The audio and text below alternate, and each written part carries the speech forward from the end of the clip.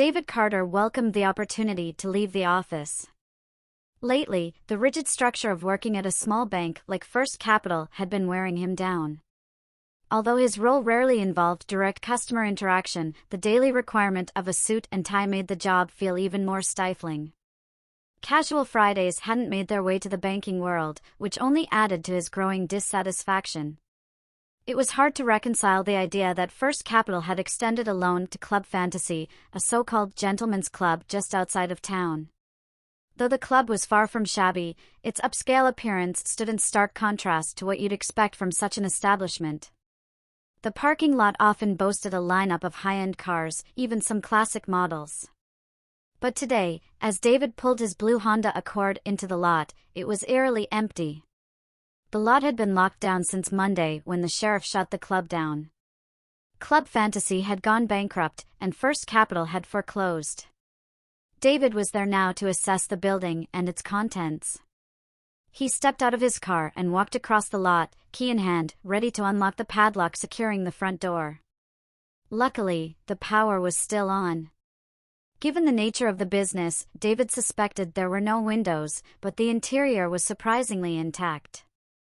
He entered the club's main room, noting that the carpet, though worn, was still serviceable.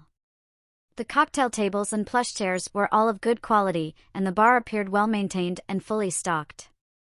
The stage area was equipped with professional lighting and even a smoke machine for special effects. David examined the DJ booth and found a high-end sound system. However, he couldn't help but wonder how the bank could recover much of its value unless they found a buyer interested in reopening the club. His next stop was the dancers' dressing room, which took up nearly a quarter of the building. It took a moment for David's eyes to adjust to the harsh lights, which were much brighter than those in the main room. The room featured a large rack of exotic costumes, drawers filled with accessories, and individual lockers where the dancers kept their personal items and street clothes. Several mirrored dressing tables lined one wall, and two large chairs stood near the makeup stations. David had never visited Club Fantasy during its time in business, but he had been to similar places on a few rare out-of-town trips. As he stood there, he couldn't help but picture what the club had looked like on a busy Friday night. He imagined women, expertly dressed and made up, working hard to enhance their allure and charm. Their goal was to attract the attention of men looking for a brief escape from reality. The whole setting made him think about how the seductive appearance of the dancers was an illusion. Without the expensive costumes, meticulous hair treatments, and layers of makeup, many of these women would have appeared more ordinary. Even the enhancement of their bodies was often the result of skilled surgeons. In the dimly lit atmosphere of the club, the fantasies of the customers worked in tandem with the performers' appearances.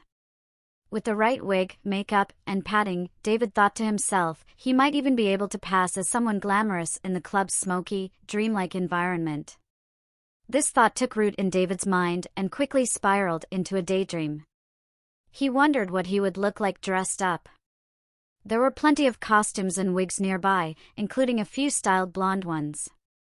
As he browsed through the rack of costumes, he felt a rush of excitement, but he also questioned himself.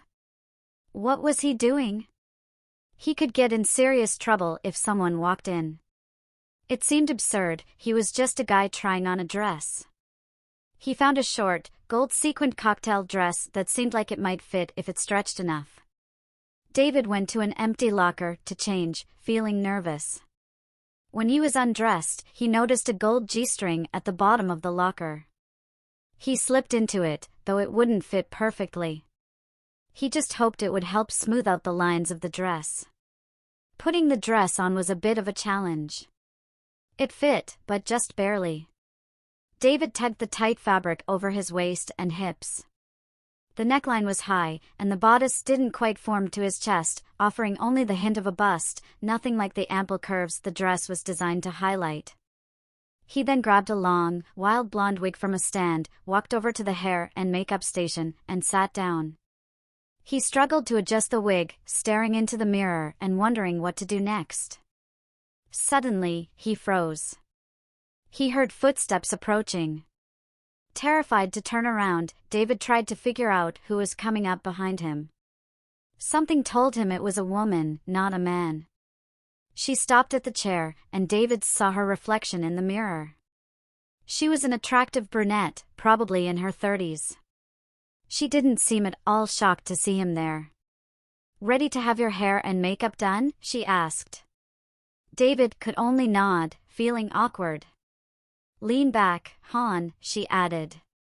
She started applying foundation to his face, then moved on to accentuating his cheekbones. As she worked on his eyes, she used deep blues and purples to complement his blue eyes and blonde hair. David realized that, although it wasn't the light, natural makeup job he had expected, it wouldn't be enough to conceal his afternoon stubble. She finished by applying a thick, glossy polish to his lips before turning her attention to styling his wig. As she adjusted the wig, David could almost feel her tugging at his scalp, as though the hair belonged to him. He thought he could hear the faint sounds of music playing in the background, along with the buzz of voices from customers. He tried to glance toward the door, but the woman gently guided his head back into place, continuing her work. She was doing an excellent job, David thought as he looked into the mirror. His face was nearly unrecognizable. He not only looked more feminine than masculine, but he could easily pass for a dancer, especially in the dim light of the club. "Okay, you're all set, darling," the woman said, motioning for David to get out of the chair. He stood up and surveyed the room. Several more women had entered, all dressed in various stages of undress. They looked like dancers, and David couldn't help but feel self-conscious as the only male in the room. He glanced down at his reflection, uncertain how convincingly he might pass as a woman. To his surprise, the dress fit better than he had anticipated. The bust line actually looked convincing, as though he had two large chests beneath it. The hem of the dress, which ended at mid-thigh, revealed legs that appeared smooth, shapely, and undeniably feminine. "Don't forget your shoes, Amber." A voluptuous redhead handed him a pair of open-toed high heels, addressing him by the name he hadn't expected. David accepted the shoes with a nod, wondering how they would possibly fit.